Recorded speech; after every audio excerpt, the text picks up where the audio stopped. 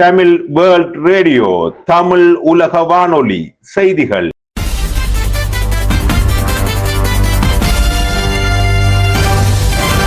தலைப்புச் செய்திகள். வணக்கம். தமிழுலக வானொலியின் இரவு நேர பிரதான செய்திகளோடு இணைந்து கொள்ளும் நான் லவிதா தர்மசீல. செம்மணி புதைகுழிக்கு நீதி கோரி தொடர் போராட்டம். செம்மணியில் இன்றும் 2 எண்புக்கூடுகள் அடையாளம். 16 ஆண்டுகளுக்கு பின்பு அமெரிக்காவில் ஒரே நாளில் 3 பேருக்கு மரண தண்டனை. இந்தியா இலங்கை அணிகளுக்கு இடையிலான டெஸ்ட் போட்டி நாளை.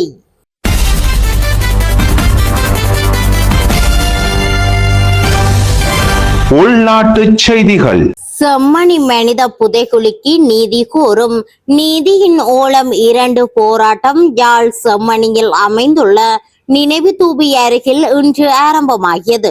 தாயக செயலணியின் ஏற்பாட்டில் நினைவு தூபி முன்பாக பொதுச்சுடர் ஏற்றப்பட்டு நினைவு தூபிக்கு மலர் மாலை அணிவித்து மலர் தூவி அஞ்சலி செலுத்தப்பட்டது. இந்த போராட்டத்தில் காணாமற் போனவர்களின் உறவினர்கள், பொது அமைப்புகளின் பிரதிநிதிகள், அரசியல் கட்சிகளின் பிரதிநிதிகள் என பலரும் கலந்து கொண்டிருந்தனர். செம்மணி புதைகுழிக்கு நீதி கோரி இன்று ஆரம்பித்த போராட்டம் எதிர்வரும் 16ஆம் திகதி வரை செம்மணியில் இரவு பகலாக இடம்பெறவுள்ளதோடு 17ஆம் திகதி யாழ் நகரில் போராட்டம் ஆரம்பித்து நல்லூர் கோயில் வீதியில் உள்ள ஐநா அலுவலகத்தில் மகஜர் கையளிப்பதோடு நிறைவடைய உள்ளது. யாழ்ப்பாணம் செம்மணி சிந்துபாத்தி மனித புதைகுழியில் இருந்து இன்று புதிதாக 2 எண்புக்கூடுகள் அடையாளம் காணப்பட்டுள்ளதோடு 7 எண்புக்கூடுகள் முற்றாக அகழ்ந்து எடுக்கப்பட்டுள்ளன. செம்மணி மனித புதைகுழி அகழ்வின் 3ஆம் கட்டத்தின் 52ஆம் நாள் அகழ்வு பணிகள் இன்று இடம்பெற்றன. அதற்கமைய செம்மணியில் 1ஆம், 2ஆம் மற்றும் 3ஆம் கட்டமாக 106 நாட்கள் அகழ்வு பணிகள் மேற்கொள்ளப்பட்டுள்ளன. அதற்கமைய 554 எண்புக்கூடுகள் இதுவரை அடையாளம் காணப்பட்டுள்ளதோடு அவற்றில் 547 எண்புக்கூடுகள் முற்றாக அகழ்ந்து எடுக்கப்பட்டுள்ளன. யாழ்ப்பாணம் ஊர்காவத்துறை பொதுச்சந்தை கடை தொகுதி மற்றும் கொடிகாமம் பொதுச்சந்தைக்கான கட்டடம் ஆகியவற்றுக்கான அடிக்கற்கள் நாட்டும் நிகழ்வுகள் இன்று இடம்பெற்றன. ஊர்காவத்துறை பொதுச்சந்தையில் அமைய உள்ள கடை தொகுதிக்கான அடிக்கல் இன்று முற்பகலில் நாட்டி வைக்கப்பட்டது. நாடாளுமன்ற உறுப்பினர் கருணைநாதன் இளங்குமரன், ஊர்காவத்துறை பிரதேச செயலாளர் தனியா செல்வரட்னம், ஊர்காவத்துறை பிரதேச சபை தவிசாளர் அன்னலிங்கம், அன்னராசா, அரசு அதிகாரிகள் என பலரும் கலந்து கொண்டு அடிக்கல்லை நாட்டி வைத்தனர். இதேவேளை கொடிகாமம் பொதுச்சந்தையில் அமைய உள்ள சந்தை கட்டடத்திற்கான அடிக்கல் இன்று பிற்பகலில் நாட்டி வைக்கப்பட்டது. இதன் போது சந்தை வியாபாரிகள் அமைய உள்ள சந்தை கட்டட தொகுதி தொடர்பாக தங்களோடு கலந்துரையாடப்படவில்லை என தெரிவித்து தர்க்கத்தில் ஈடுபட்டனர். அதனைத் தொடர்ந்து இது தொடர்பான தெளிவூட்டல் கூட்டம் தென்மராட்சி பிரதேச செயலகத்தில் நடத்தப்படும் என உறுதிமொழி வழங்கப்பட்டதை தொடர்ந்து அடிக்கல் நாட்டும் நிகழ்வு இடம்பெற்றது.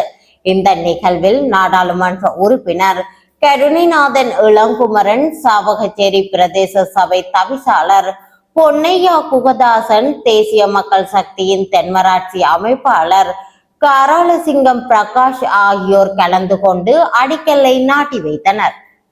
முல்லைத்தீவு வெள்ளிபுனம் செஞ்சோலை சிறுவர் இல்லத்தின் மீது மேற்கொள்ளப்பட்ட குண்டுவீச்சு தாக்குதலில் உயிரிழந்த மாணவர்களின் 20ஆம் ஆண்டு நினைவேந்தல் நிகழ்வு உணர்வுபூர்வமாக இன்று அனுஷ்டிக்கப்பட்டது.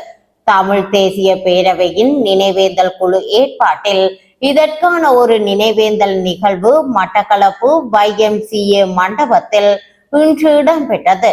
இதன் போது படுகொலை செய்யப்பட்ட சிறுமிகளின் உருவப்படங்களுக்கு சுடரேற்றி மலரஞ்சலி செலுத்தப்பட்டது. வெள்ளிபுனம் பகுதியில் அமைந்துள்ள செஞ்சோலை சிறுவர் இல்ல வளாகத்தின் மீது 2006ஆம் ஆண்டு ஆகஸ்ட் மாதம் 14ஆம் திகதி விமானப்படை மேற்கொண்ட குண்டுவீச்சு தாக்குதலில் 53 சிறுமிகள் உட்பட 56 பேர் உயிரிழந்திருந்தனர்.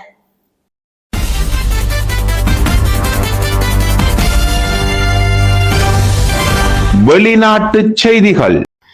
அமெரிக்காவில் 16 ஆண்டுகளுக்கு பின்பு முதன்முறையாக ஒரே நாளில் 3 பேருக்கு மரண தண்டனை நிறைவேற்றப்பட உள்ளது.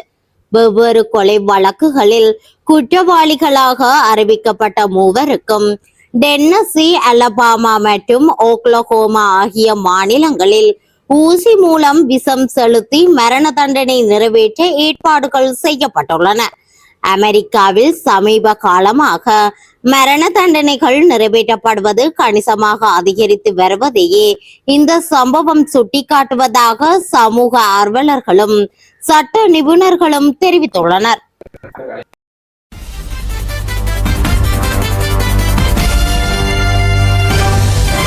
விளையாட்டு செய்திகள்.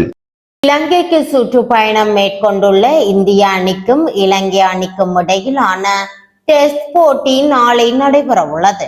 இதன்படி தொடரின் முதலாவது டெஸ்ட் போட்டி நாளை முதல் 19ஆம் திகதி வரை காலி சர்வதேச கிரிக்கெட் மைதானத்தில் நடைபெற உள்ளது.